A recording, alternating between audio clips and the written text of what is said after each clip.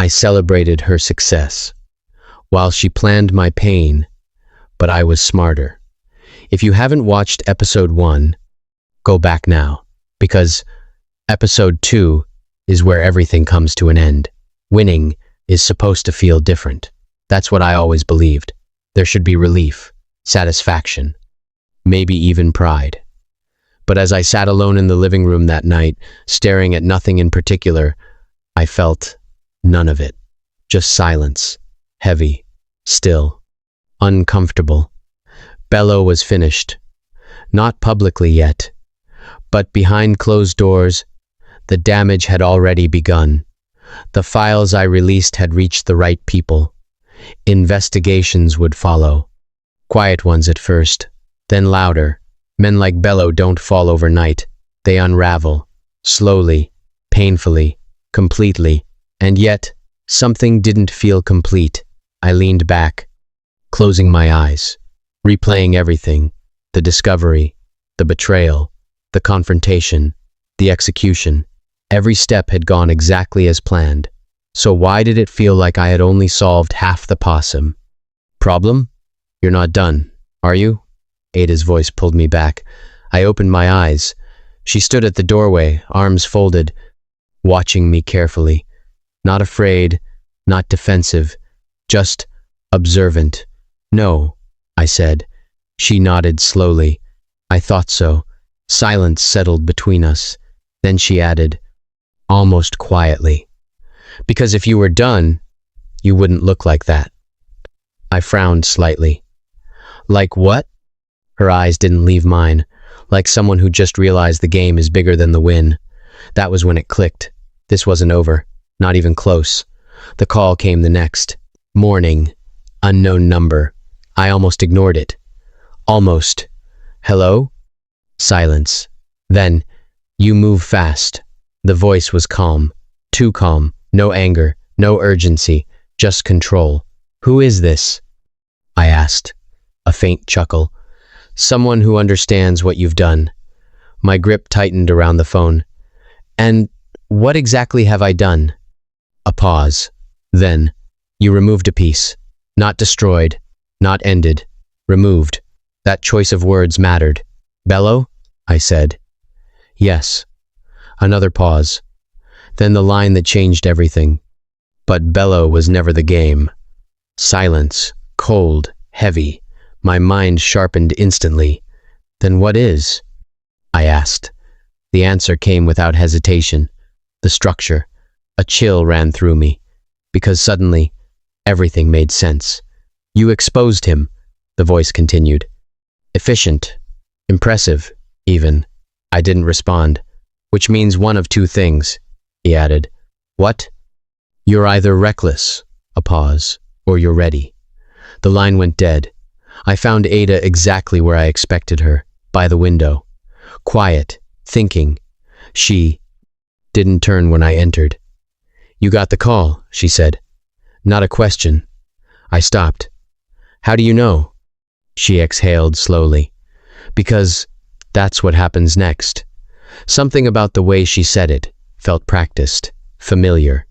You've been through this before, I said.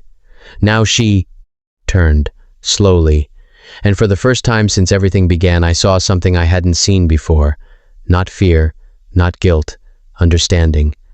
I told you, she said. Bello wasn't the problem. Then what is? I asked. She hesitated. That alone told me the answer wasn't simple. That place, she said finally. It's not just meetings. It's not just deals. Then what? She held my gaze. It's a network. The word landed heavily. How big? I asked. Her silence was the answer. You reach a point where walking away is no longer an option. Not because you can't, but because you won't. That's where I was. I could have stopped. Let Bello fall. Let the rest fade into the background. Return to a normal life. But something inside me had already shifted. Normal no longer existed. They're going to contact you. Again, Ada said. I know. And when they do, she paused. They won't threaten you. I looked at her. They'll offer you something. That made me almost smile. Let me guess, I said. A way in. She didn't smile back. Yes. Silence. Then, and if you accept, she didn't finish. She didn't need to. Because I already knew. You think I shouldn't, I said. I know you shouldn't. I nodded. Slowly. Then said the one thing she didn't want to hear. I'm going to. The second message came exactly when Ada said it would. Not a call this time. An email. Clean. Minimal. No signature. Just a time. And a location. No explanation. No threats. No pressure. That was the pressure. I stared at the screen longer than I should have, because I understood something now that I didn't before. This wasn't an invitation. It was an evaluation. They weren't asking me to come. They were watching to see if I would. Ada stood behind me, reading it over my shoulder. Don't go, she said. Her voice was calm, but underneath it, something was tight, controlled. You said they wouldn't threaten me, I replied. They won't. Then what's the risk? She stepped back slowly. The risk, she said, is that you won't come back the same. I almost smiled. That already happened.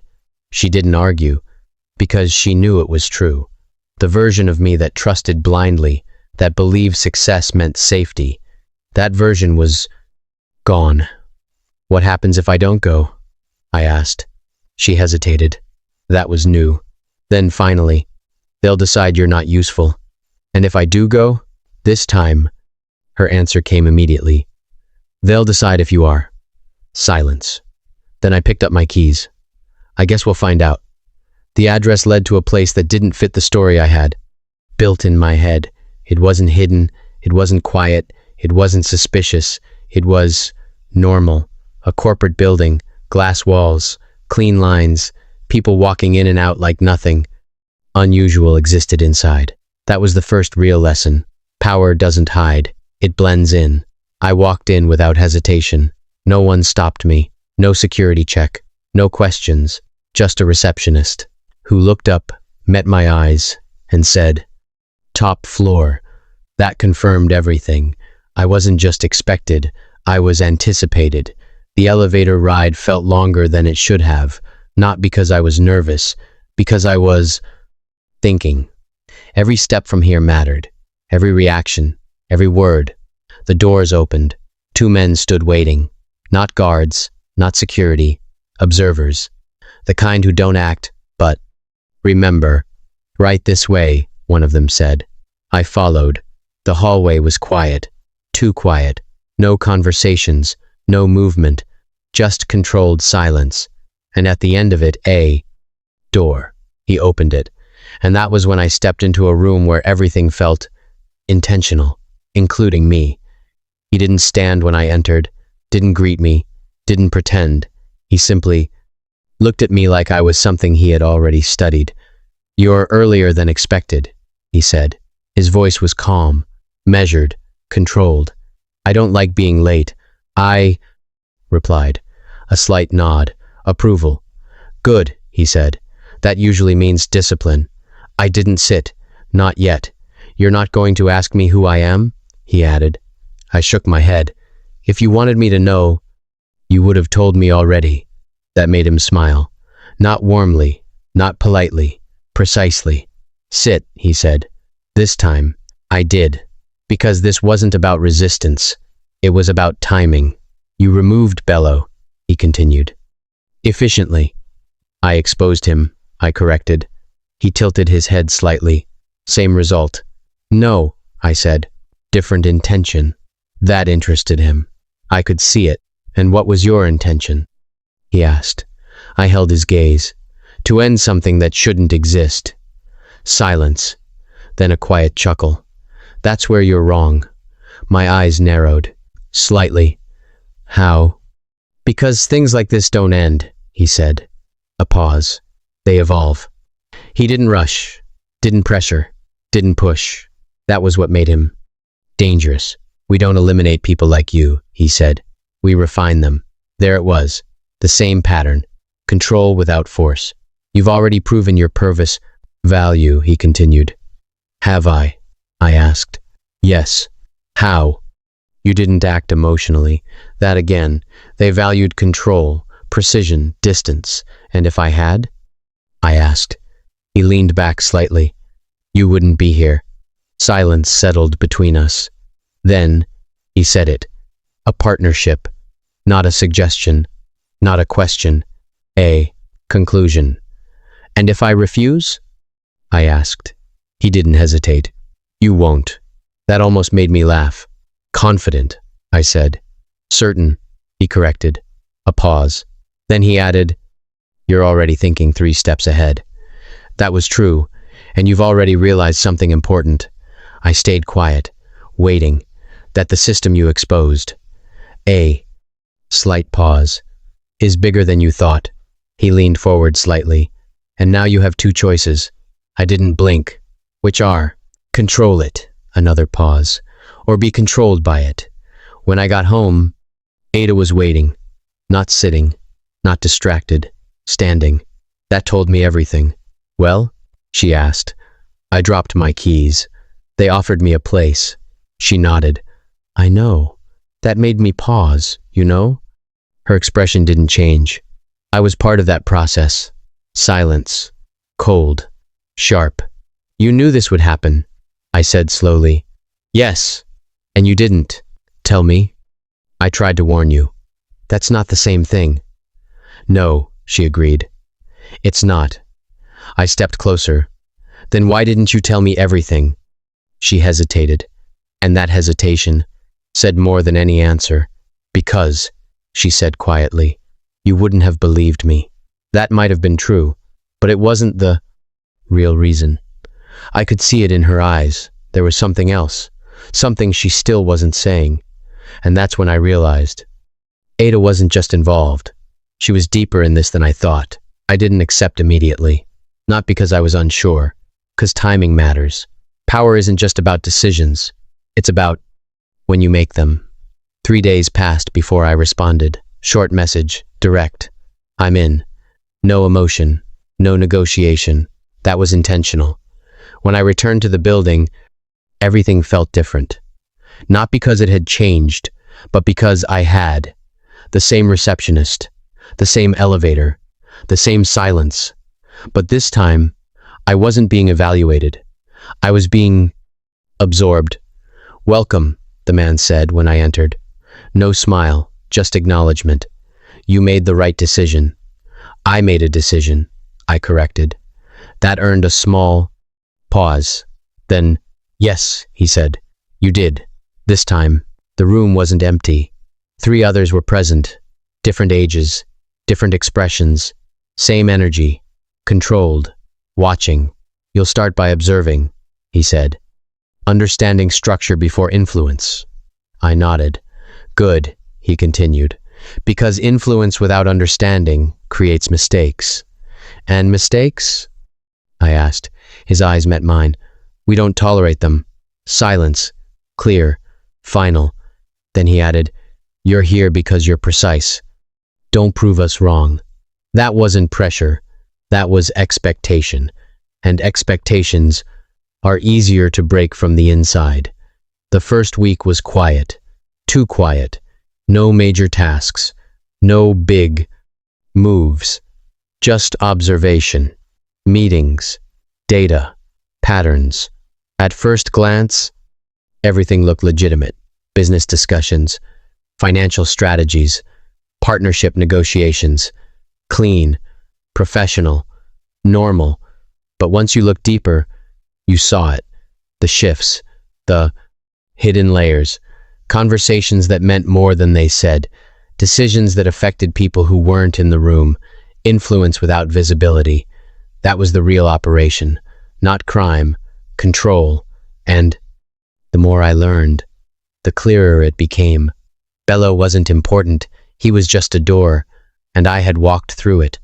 One night, as I reviewed internal data, something caught my attention. A familiar name. Mine. I froze. Opened the file, scrolled slowly, then stopped. Everything. My finances, my work history, my movements, even. Conversations. Documented, detailed, analyzed. A cold realization settled in. They didn't just pull me into the system. They had been studying me long before I stepped in. And that meant one thing.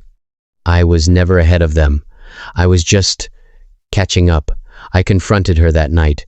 No build-up, no softness, just truth. How long? I asked. She didn't pretend not to understand. Longer than you think. That's not an answer. She held my gaze. Before Bello. That hit harder than expected. You were already part of it? Yes. Silence filled the room. Everything shifted again. So this wasn't just about him, I said slowly. No.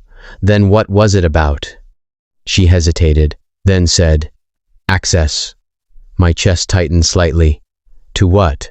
She didn't answer immediately. Then, to you. That landed. Sharp, clear, final. You targeted me? I asked. Her voice dropped. At first, yes. Silence. Heavy. Unavoidable. And after? I asked. A long pause. Then, that changed. I didn't respond. Because now the real question wasn't what she did. It was, what was she still doing? You can't destroy a system from the outside, and you can't rush it from the inside. You wait. You watch. You find the fracture. It didn't take long. Control always creates pressure, and pressure always creates cracks. I saw it in the financial layer first. Small inconsistencies. Nothing obvious. Nothing careless. But enough. Hidden transfers. Delayed reporting. Split. Accountability. Individually, nothing. Together, a pattern. I didn't act. Not yet. Because one mistake would expose everything. Instead, I did something smarter. I fed it, subtly, adjusted numbers, redirected minor flows, nothing big, just enough to create tension, and then I waited. 3 days later, it worked. A meeting was called. Urgent, unexpected, internal. And for the first time since I entered, I saw it. Not control, not confidence, concern. He noticed. Of course he did. Men like him, always, do. You're adapting quickly, he said after the meeting. We were alone. That alone was intentional. I learn fast, I replied.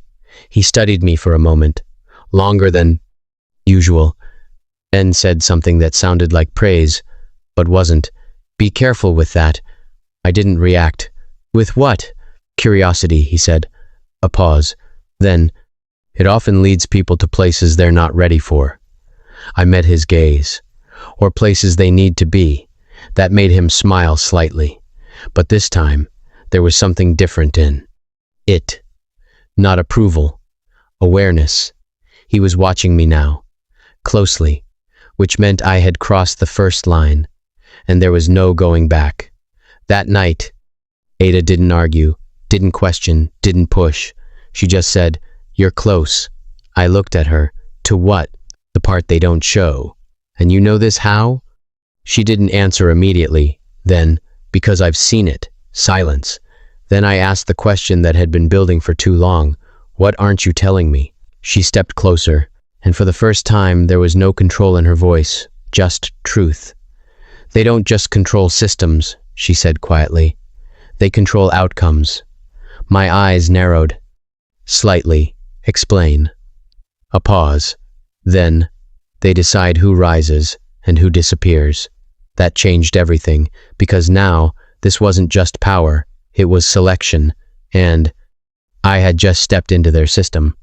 Once you see the system clearly, you can't unsee it. Ada's words stayed with me. They decide who rises and who disappears. At first, it sounded exaggerated, dramatic, but the deeper I went, the more I realized it wasn't. Every decision inside that room had ripple effects outside it.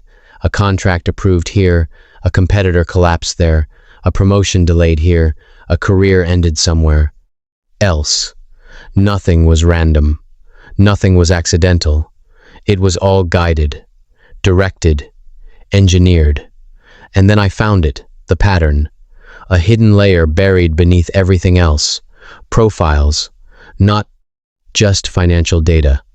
Not just performance metrics.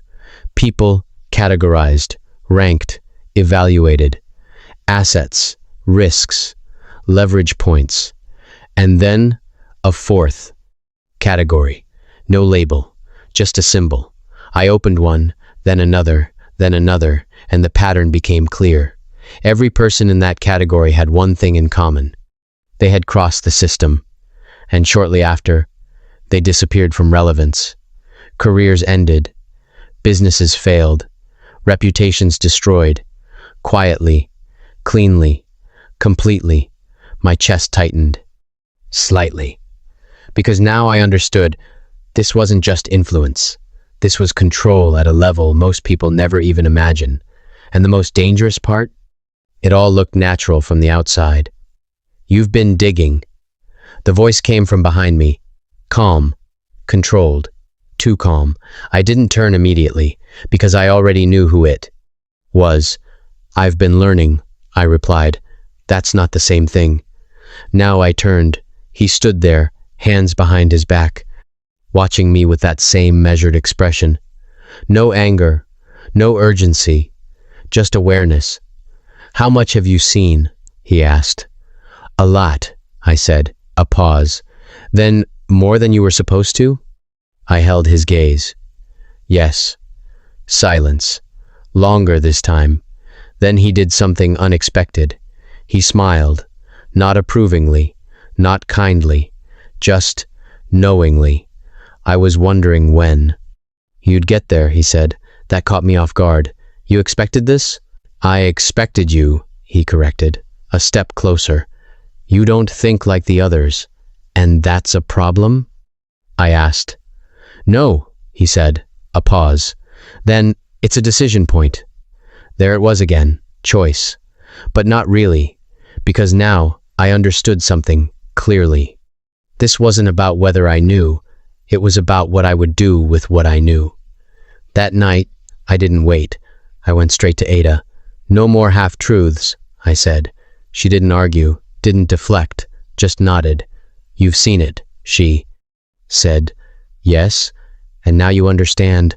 "Not everything," I replied. "Not yet." She studied me carefully, then asked, "What do you think happens next?" I didn't hesitate. "They test me." She nodded. "And if you pass?" I go deeper. "And if you don't?" Silence. That answer didn't need words. I stepped closer. "Why me?" I asked. "Why bring me into this at all?" She looked away briefly, then back at me, and this time there was no hesitation. "Because you were different. That's not enough." "No," she admitted. "It's not." A pause. Then, "Because you were capable of doing exactly what you're doing now." That landed differently. "You needed someone who could destroy it," I said slowly. She didn't deny it. "And you used me to get there." Her voice softened. At first, silence, heavy. Then I asked the real question. "And now?"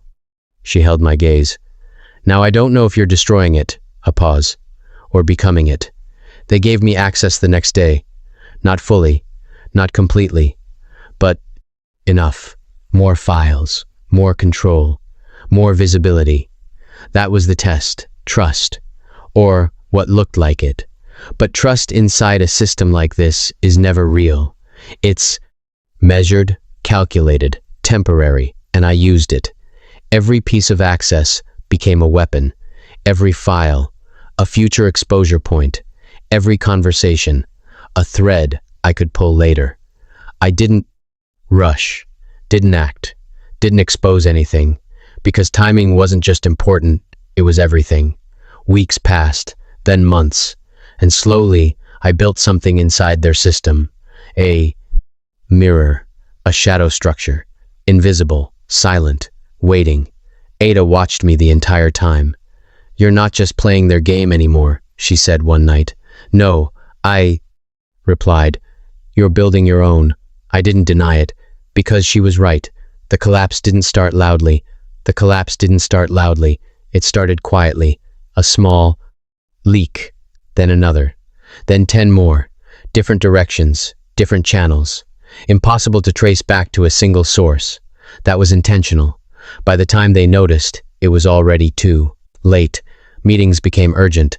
Voices became sharper, decisions became rushed, mistakes followed, and mistakes inside a system like this? Multiply. Fast. He called me in. You've noticed it, he said. Yes. Then you understand what this means. I nodded. Someone is destabilizing the prose structure. He watched me closely. Do you know who? I met his gaze, and for the first time I lied without hesitation. No. At exactly 9 a.m., everything hit at once. Authorities, media, internal leaks, external reports, financial exposure, names, transactions, connections, all released simultaneously. No warning, no delay, no control. Phones rang non-stop, screens filled with alerts. People who had never been questioned before were suddenly visible, exposed. And for the first time, the system didn't feel powerful. It felt fragile, because once something hidden is visible, it loses control. And control was everything. He didn't sit this time. He stood, waiting. When I walked in, his eyes locked onto mine immediately. You did this. Not a question. A conclusion. I didn't deny it. Yes. Silence. Heavy. Different from before. You had everything, he said. Access. Power. Position. I had proximity. I corrected. And you chose to destroy it. I chose to expose it. His jaw tightened. That's the same thing. No, I said calmly. It's not. A pause. Then I stepped closer. You built something that controlled people without them knowing, I said. And you think the world doesn't already work like that? He replied. I held his gaze. Not like this. Silence. Then, you think this changes anything? He asked. No, I said. A pause. Then, but it ends you. This time it wasn't quiet. It wasn't hidden. It wasn't controlled. Names were everywhere. Faces, records, connections, everything. The system that operated in silence collapsed in noise. And that was the difference. Because once something becomes public, it can't go back. Ada watched it all unfold, silent, still. Then finally, you did it. Yes. A pause. Then, and now? I looked at her. Now it's over. The house felt different. Not peaceful, not empty, just final. Ada stood across from me. No anger, no tension, just clarity. We were never normal, were we? She said. No. A small nod. I didn't expect it to end like this. I did, I replied. That surprised her. When? She asked. I thought about it. Somewhere between the truth and the lies. She almost smiled. Almost. And us? Silence. Then, we ended the moment we stopped being honest. She didn't argue, because she knew it was true. I stood alone that night, thinking, not about revenge, not about betrayal, but about understanding. Because in the end, that's what this was. A lesson, a system, a game, and I had learned it completely. I celebrated her success while she pulled me into a world I never saw coming. But in the end, they taught me how power really works, and I used their own system to destroy everything they built. I used to think betrayal was the worst thing that could happen to me. I was wrong. Ignorance was worse, because betrayal only hurts once, but ignorance keeps you blind while it happens. I trusted her. I believed in us, and without realizing it, I became part of a game I didn't even know existed. But here's what they didn't understand. I learned fast, faster than they expected, faster than they could control. They built a system designed to stay hidden, quiet, untouchable. And for a while, it worked, until I stepped inside. Because the truth is, you can't destroy something like that from the outside. You have to become part of it, understand it, and then break it from within. I didn't win because I was stronger. I won because I was willing to see what others refused to see. And once you see it, You can't go back. I used to think this was a story about love, about trust, about betrayal, but I was wrong. It was never just about us. It was about control, about power, about a game I didn't even know I was part of. And by the time I saw the truth, I was already inside it. Ada thought she was surviving. They thought they were untouchable, but they all made the same mistake. They thought I wouldn't understand. They thought I would react, break, disappear like the others. But I didn't. I watched, I learned, I adapted. And once I understood how the game worked, I stopped being the one they played. I became the one they couldn't control. I celebrated her success, while she slowly rewrote my life behind my back. But in the end, they were playing a game I didn't even know I was in, and I still won.